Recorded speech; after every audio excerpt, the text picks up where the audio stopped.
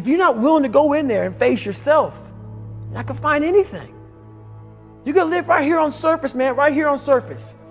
So if there is an ending to this world and there is somewhere to go and there's a judgment, you're gonna get there and you might see a chart. And that chart may tell you who the fuck you should have been. And now you get the rest of your life to think about that. Man, I could have lived a much better life if I just would have just suffered a little bit more. If I just would have went in that and realized I had so much more. But fear and the 40% and living here versus living here, being afraid, stop me. Your biggest enemy, the most important conversation you will ever have in your life is the one you have with yourself. You wake up with it, you walk around with it, you go to bed with it. Eventually, you're going to act on it, whether you're good or bad. You have to. That's why the whole thing about this book I have, it's about you. It is about you. It's strictly about you finding who you are. So many people die, live 100 years, never fucking know who they are. Never know who they are. You have to look in that mirror and know there's so much more in here, man. Because I can literally right now be a 300-pound guy spraying for cockroaches still to this day. If I did not look in that mirror and say, there has to be more to this. This can't be it. And then willing to go into it, dive deep into it, and give all I have to find it. So that's what all that's about. Let's say there's 10 people in this room and we're all mediocre.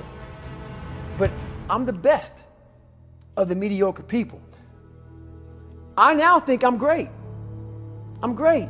We surround ourselves around people that make us feel great. They tell us what we want to hear. The second we put ourselves amongst the uncommon people, we don't like that feeling, that challenging feeling of that person who's waking up at 3:30 in the morning and say, hey, push your shit on, we're going for a run. We don't like that challenge. We like that person who says, hey, you know what, man, I don't feel good today, man. And they say, oh, it's okay, brother. We'll take a day off, man. We'll get a pizza and watch the game. We like that. We love that feeling. Why? Because you understand, man, we're good, bro. We don't want that motherfuckers like this. Hey, man, no, bro. Get your fucking shit on, man. Stop being a punk. We don't want that in our lives. We don't want that person who's constantly challenging our weaknesses. We want that person who's constantly, making us feel nice and good and secure in ours. That's the mediocrity of life. We want to be the best amongst the average people. People wonder, how do you stay hungry all the time? Because after I accomplish something, I don't sit back like a lot of guys who graduate buds, graduate this, graduate that. They get comfortable. They wonder why I'm getting weak, man. I don't know, I lost my edge. What's going on? Because once you hit the top of the fucking mountain, guess what happened? I'm good. I'm good. So you wonder why you're falling down now. Because once you reach the top of the mountain, you got to build another one. That's mediocrity. There's a lot of people in mediocrity who have a nice resume, but they're one-timers, man. They hit a one-time deal, they busted it open, got a lot of money, but they're good.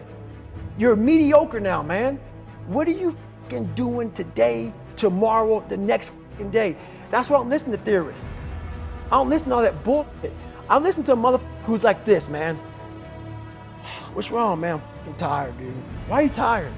Because tomorrow, I gotta do the fucking shit again, man. Whatever the shit is that made me fucking nauseous and sick to my stomach, it made me hurt. There's no ending. And that's the person I listen to. That's the person who's gained knowledge. You gain knowledge through suffering. And on the other end of suffering is a world that very few have ever seen. It's a beautiful world because that's where you find yourself. You don't find yourself in over here. You find yourself on the other end. Like the 100-mile race I was on, I ran it for 24 hours. I found myself on the other end of that race. That 19 hours, I found, wow, there's a whole nother world out here that I've never even saw. But the world's in your mind. And that's what all that mediocrity is about. The mind has the tactical advantage over you at all times. At all times of your life, the mind has a tactical advantage over you. Why is that? It knows what you're afraid of. It knows your insecurities. It knows your deep, dark lies.